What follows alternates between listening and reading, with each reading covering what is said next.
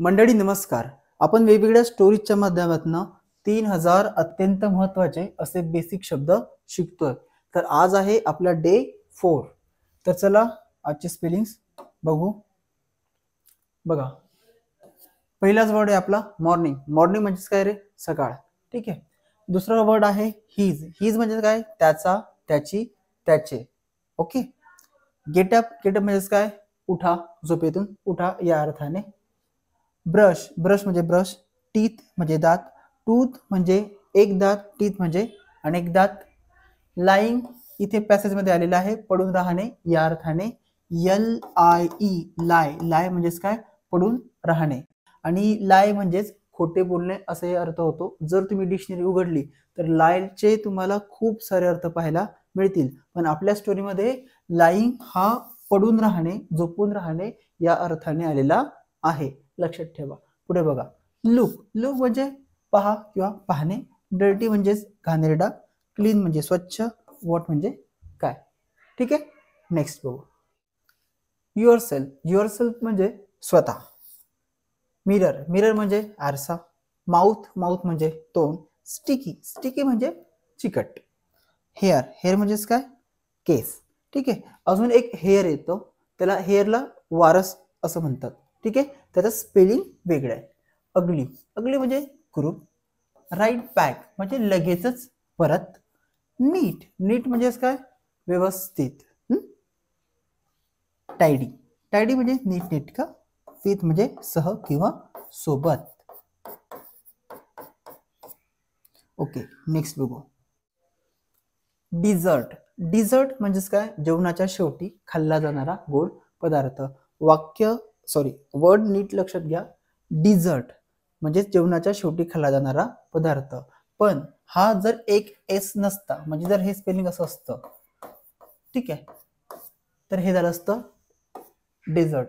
आणि डेझर्टचा अर्थ होतो वाळवंट. ठीक आहे. डिझर्ट आणि डेझर्ट हा डिफरन्स लक्षात घ्या. पुढे बघा. अल्टर. अल्टर म्हणजे काय? बदलणे, फेरफार किंवा चेंज करणे. अल्टर.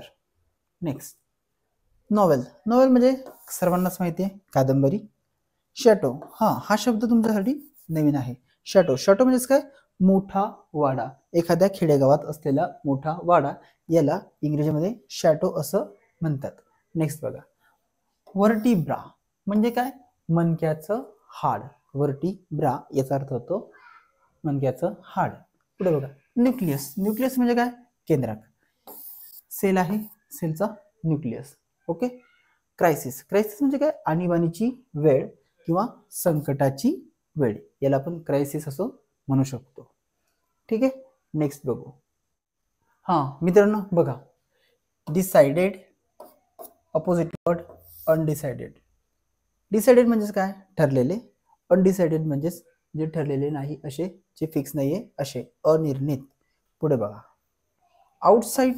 आउटसाइड म्हणजे काय? बाहेर. इनसाइड म्हणजे काय? आत. आता मित्रांनो एक गोष्ट लक्षात घ्या, आपण अगदी बेसिक पासून शिकतोय, म्हणून आपण एकदम छोटे छोटे वर्ड सुद्धा बघतोय. आणि एक दिवस असेल की जेव्हा वेळेस आपण मोठमोठे पॅराग्राफ किंवा मोठमोठे पॅसेज पाहणार आहोत. ठीक आहे. चला. सिनॉनिम्स बघा. ट्विस्टी. ट्विस्टी समानार्थी शब्द झिगझॅग. ओके. ट्विस्टी म्हणजे काय? नागमोडी किंवा वळणावळणांचा रस्ता. आपण म्हटलं की झिगझॅग रोड, तर असा जो रोड असणार आहे त्याला आपण झिगझॅग असं म्हणू. पुढे. अ फायर समानार्थी शब्द अफ्लेम म्हणजेच काय?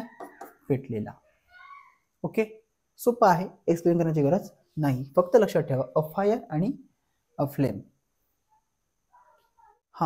आजची फ्रेज बघा मित्रांनो. फ्रेज काय आहे? इन एनी केस म्हणजेच कुठल्याही परिस्थितीमध्ये. In any case. In any case we must finish the work today. म्हणजेच काय की कुठल्याही परिस्थितीमध्ये आपण आज काम पूर्ण केलं पाहिजे.